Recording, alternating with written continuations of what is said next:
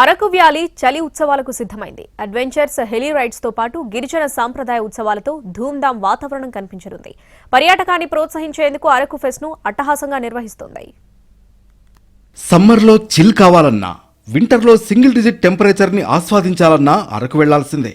Season ఏదైనా అరకు అందాలను ఆస్వాదించాల్సిందే అంటారు పర్యాటకులు. ఒక్కసారి వెళ్లారంటే మళ్లీ మళ్లీ వెళ్లాలని కోరుకుంటారు. అంత ఆహ్లాదకరంగా ఉంటుంది అక్కడి వాతావరణం. అయితే వేసవి కాలంలో అరకుకు ఎక్కువగా వెళుతూ ఉంటారు పర్యాటకులు. శీతాకాలంలో అరకులోని చల్లని వాతావరణాన్ని పర్యాటకులకు పరిచయం చేసేందుకు కోల్డ్ ఫెస్టివల్ నిర్వహిస్తోంది ఏపీ పర్యాటక శాఖ.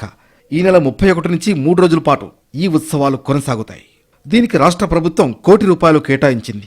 31న జానపద కళాకారులతో భారీ కార్నివాల్తో అరకు ఫెస్ట్ ప్రారంభమవుతుంది. 7 రాష్ట్రాలకు చెందిన గిరిజన కళాకారులు సంప్రదాయ ప్రదర్శనలు చేస్తారు. కల్చర్ ఒక్కటే కాదు, అడ్వెంచర్ కూడా ఈ వేడుకల్లో భాగం కానుంది. హాట్ ఎయిర్ బెలూన్, పారాగ్లైడింగ్తో పాటు తొలిసారి హెలీ రైడ్ అనుభూతి దక్కించుకునే అవకాశం పర్యాటకులకు దక్కనుంది. అరకు అందాలను గగనం నుంచి చూసే అవకాశం లభించనుంది. అరకు చలి ఉత్సవ్ ధూమ్ధామ్గా నిర్వహించేందుకు ఏర్పాట్లు చేశారు. ప్రధాన వేదిక దగ్గర రోజు 15 నుంచి 20 వేల మంది ఉంటారని అంచనా. స్థానికులు, పర్యాటకులు కలిపి రోజుకు 50,000 మందికి పైగా ఉత్సవాల్లో పాల్గొంటారని భావిస్తున్నారు. దానికి తగ్గట్లుగా ఏర్పాట్లు చేస్తున్నారు అధికారులు.